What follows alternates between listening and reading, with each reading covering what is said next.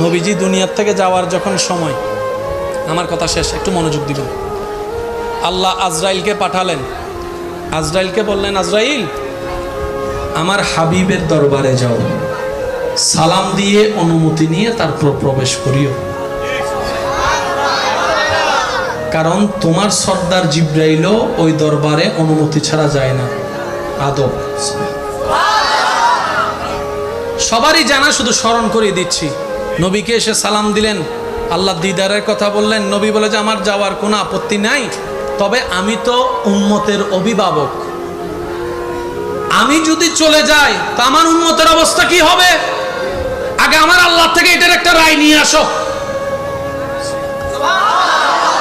নিজের পরিবারের কথা ভাবে, সন্তানের কথা ভাবে, মেয়েদের কথা ভাবে, আমার উম্মতের কি হবে, আমার উম্মতের কি হবে?